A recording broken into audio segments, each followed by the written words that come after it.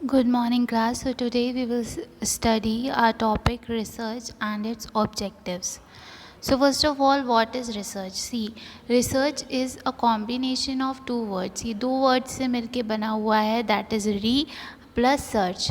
री का मतलब होता है again and again and search का मतलब होता है टू फाइंड आउट. तो रिसर्च हमारी क्या होती है कि किसी भी कंसेप्ट के बारे में बार बार अपनी नॉलेज को रिफ़ाइन करते रहना. सी हम जब कोई भी कंसेप्ट पढ़ते हैं या किसी भी चीज़ की स्टडी करते हैं तो वो हमारी 100% नॉलेज नहीं होती है उस चीज़ के बारे में, उस पर्टिकुलर कंसेप्ट के बारे में.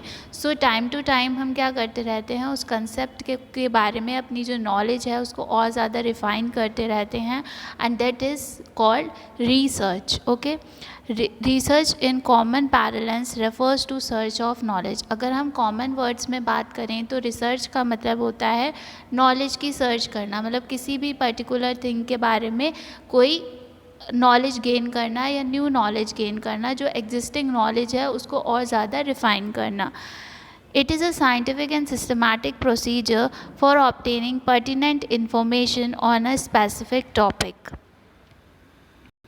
रिसर्च एक साइंटिफिक और सिस्टमैटिक प्रोसीजर है, मतलब जो भी इसके रिज़ल्ट्स होंगे वो साइंटिफिक होते हैं, मतलब हम उन पे रिलाई कर सकते हैं, और सिस्टमैटिकली जो भी नॉलेज हम गेन करते हैं वो हमारी सिस्टमैटिक मैनर में गेन होती है. ये एक साइंटिफिक और सिस्टमैटिक प्रोसीजर है ऑब्टेन करने का पर्टिनेंट और we can say relevant information, किसी भी टॉपिक के बारे में कोई भी रेलिवेंट सही इन्फॉर्मेशन कलेक्ट करने का एक सिस्टमैटिक और साइंटिफिक प्रोसेस हमारा रिसर्च कहलाता है.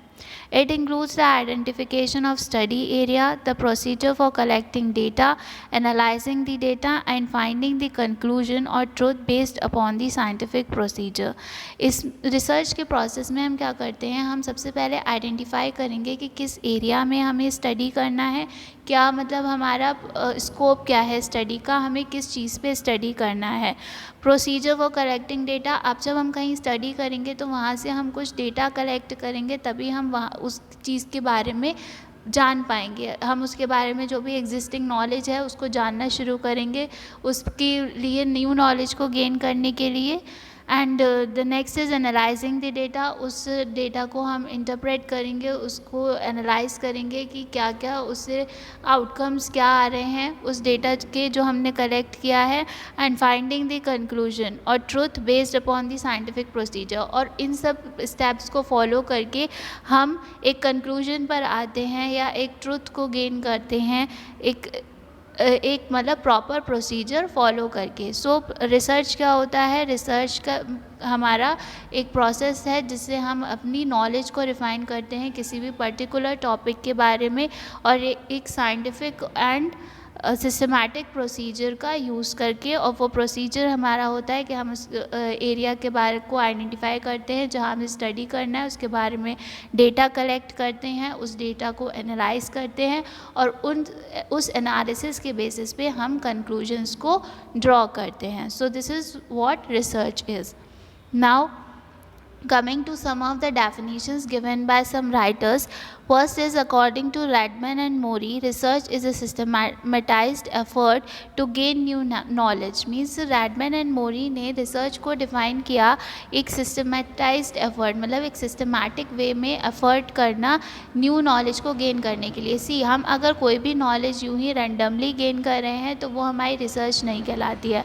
एक पूरा systematic procedure जब हम follow करते हैं उस नॉलेज को गेन करने के लिए, तो वो हमारी रिसर्च कहलाती है. According to Fred Kerlinger, research is an organised inquiry design and carried out to provide information for solving a problem. See research जो है, अगर कोई भी प्रॉब्लम अकर हो रही है, वी कैन से एक ऑर्गेनाइजेशन है, वहाँ पे कुछ प्रॉब्लम्स हो रही हैं, जैसे कस्टमर का मतलब लॉयल्टी हमारे कस्टमर्स की अच्छी नहीं है, या फिर हमारा मार्केट शेयर अच्छा नहीं है, तो ये हमारी कंपनी के लिए, ऑर्गेनाइजेशन के लिए एक प्रॉब्लम है.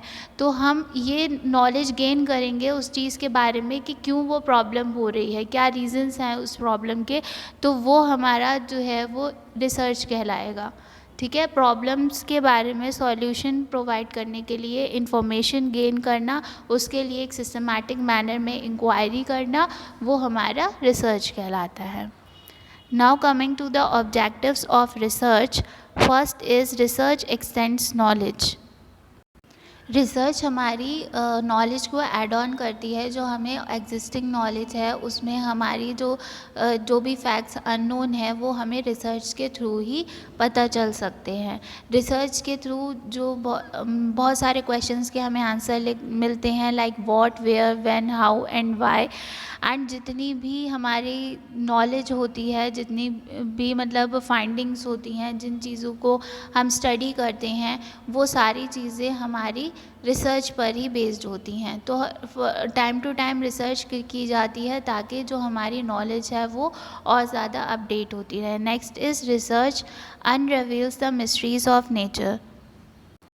रिसर्च के थ्रू हमें वो सारी इंफॉर्मेशन पता चलती है जो हम नॉर्मल कोर्स ऑफ लाइफ में नहीं हम कंसीडर करते हैं। बहुत सारी चीज़ें ऐसी होती हैं, बहुत सारे फैक्टर्स ऐसे होते हैं, हमारे कस्टमर के बारे में हो सकते हैं या हमारे एनवायरनमेंट के बारे में हो सकते हैं, जिसमें हमारा बिज़नेस ऑपरेट कर रहा है, कि अगर नॉर्मल कोर्स ऑफ बिज़नेस में हम उनको डिस्कवर नहीं कर सकते हैं, लेकिन कुछ माइनर फैक्ट्स ऐसे होते हैं जो हम रिसर्च के थ्रू पता कर सकते हैं। Next is research establishes generalisations and general laws. Generalisation का मतलब है ऐसी चीज़ जो सबके लिए एप्लीकेबल हो। तो वो चीज़ रिसर्च के ही थ्रू हो सकती है। हम रैंडमली कोई भी बात हमें पता चलती है, हम सबके लिए वो अप्लाई नहीं कर सकते। हम प्रॉपर उस पर रिसर्च करते हैं, तभी हम सबके लिए वो चीज़ अप्लाई कर सकते हैं। जैसे जितनी भी हमारी नॉलेज है, जितने भी नॉलेज है कुछ जनरल लॉज के बारे में, जो जैसे लॉ ऑफ डिमांड हो गई, and law of unity of command, scalar chain, ये सारी चीज़ें जो है वो हर बिज़नेस के लिए कॉमन है, ये जनरल हैं हर बिज़नेस के लिए। और ये इसलिए जनरल हैं क्योंकि एक पूरे सिस्टमैटिक मैनर से इन चीज़ों के बारे में नॉलेज गेन की गई है, और हर पर्सन, हर ऑर्गेनाइजेशन इसको इसीलिए फॉलो करती है। Next is research verifies and test. Research verifies and tests existing facts and theory, and these help in improving the knowledge and ability to handle situations and events. Research क्या करता है, जो भी हमारे पास्ट में हमने जो भी फाइंडिंग्स की थी उनको वो वेरीफाई करता है, उनको टेस्ट करता है कि क्या वो अभी भी करंट सिचुएशन में एप्लीकेबल है या नहीं है। और इससे क्या होता है कि हमारी जो नॉलेज होती है वो इम्प्रूव होती रहती है about the different situations, different concepts and different events. And the next is general laws developed through research.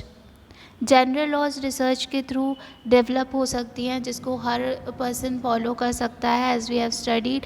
और ये इसलिए फॉलो होती, जनरल लॉज जो है वो हमारी रिलायबल भी होती हैं, कि हम उन पे रिलाई कर सकते हैं उस इंफॉर्मेशन पे जो उन लॉज के थ्रू हमें प्रोवाइड की जा रही है, क्योंकि वो एक पर्टिकुलर रिसर्च प्रोसेस पे बेस्ड होती हैं। Next is research analyse inter relationships. Research के थ्रू हम रिलेशनशिप्स को स्टडी कर सकते हैं डिफरेंट वेरिएबल्स के बीच में, उनके बीच में जो कॉज और इफ़ेक्ट रिलेशनशिप है उसको हम अंडरस्टैंड कर सकते हैं। लाइक फॉर एग्ज़ाम्पल प्राइस के चेंज होने से डिमांड पे क्या चेंज आएगा, ये सारी चीज़ें जो है वो कॉज एंड इफ़ेक्ट रिलेशनशिप है। मींस एक चीज़ के चेंज होने से दूसरी चीज़ वेरिएबल पे क्या इफ़ेक्ट पड़ेगा। या फिर हम कह सकते हैं कि कोई अगर हम नया चेंज ला रहे हैं, then what will be its effect on the customer preference और customer demand. So research helps in studying the cause and effect relationship. Next is research aids planning. जितनी भी पॉलिसीज़ बनती हैं या प्लान्स बनते हैं एक कंट्री के अंदर नेशन के डेवलपमेंट के लिए, वो सारे रिसर्च पे बेस्ड होते हैं। रिसर्च के थ्रू हम डिफरेंट सिचुएशंस के बारे में फैक्चुअल डेटा कलेक्ट कर सकते हैं। जो प्रॉब्लम्स इकोनॉमी में आ रही हैं उनके रीज़न्स हमें पता लग सकते हैं with the help of research.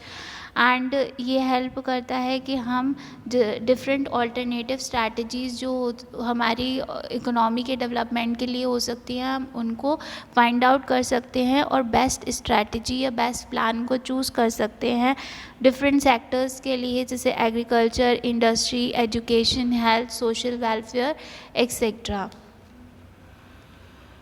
So research हमें बेसिकली हेल्प करती है अवेयर कराने में कंट्री की करंट सिचुएशन क्या है, क्या क्या प्रॉब्लम्स हो रही हैं पब्लिक को, और कैसे हम जो है वो अपनी जो भी पॉलिसीज़ और प्लान्स को इम्प्लीमेंट कर सकते हैं, और क्या क्या डेवलपमेंट स्कीम्स हम लेकर आ सकते हैं for the development of the country.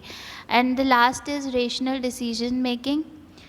Rational decision making में रिसर्च हेल्प करती है, क्योंकि जो भी हम फैक्ट्स या जो भी हमारे पास इंफॉर्मेशन होती है वो एक सिस्टमैटिक एफर्ट पर बेस्ड होती है, सिस्टमैटिकली कलेक्ट की जाती है, तो उस पे हम रिलाई कर सकते हैं। और ऐसा नहीं है कि हम कोई भी अपनी विल के बेसिस पे कोई डिसीजन लेते हैं, हम रिसर्च के बेसिस पे डिसीजन लेते हैं, जो कि एक बहुत ही सिस्टमैटिक प्रोसेस है।